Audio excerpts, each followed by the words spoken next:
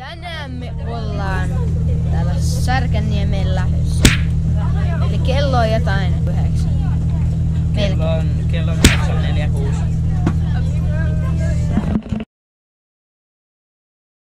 Mut mä en saa nyt näissä yhdessäkään laitteessa ei saa kuvaa, niin mä en nyt pääse. Niin. Mä laitan pikkuklipit näistä aina. Niin.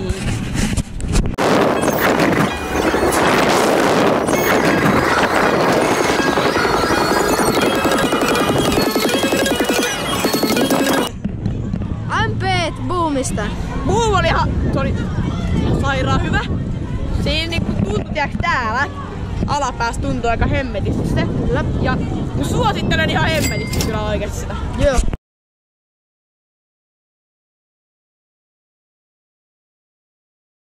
Joo. Sä kävit Haivoltakin. Joo. MP. No 90 se oli kyllä vitsi hyvä, se oli kiva, kun se teki kaikkea semmista, mutta se oli ihan perset siellä, että se tuntui vitsit vatsassa. Se on ihan brain shaker. Joo, ja sitten pää heilui ihan koko ajan.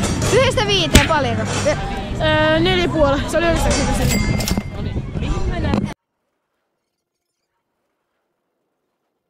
Millainen oli MotoG? Se oli alussa se kiihdytti aika nopea. Mutta oli se ihan kiva. Asteikolla. Joo. Asteikolla 1-5. Koska se oli silleen niinku hurja laite. 9. Joo. Millainen oli MotoG? Se oli aika hyvä. Palleis tuntui. Oliko sulla edes? Joo. Ei muuta.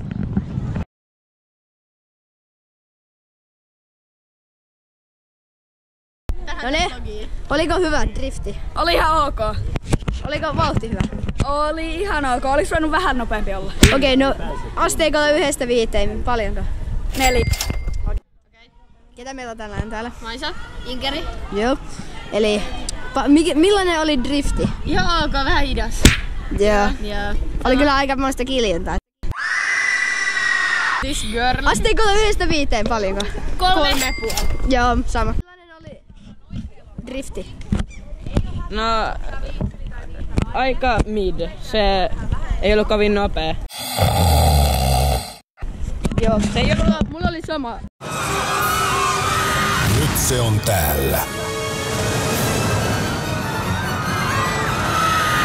Tyrsky. Mikä oli mielipide tyrskystä? Oli se kyllä hyvä, mutta selkään paino niin helvetisti, että... Kyllä samaa mieltä. Käytiin just siinä.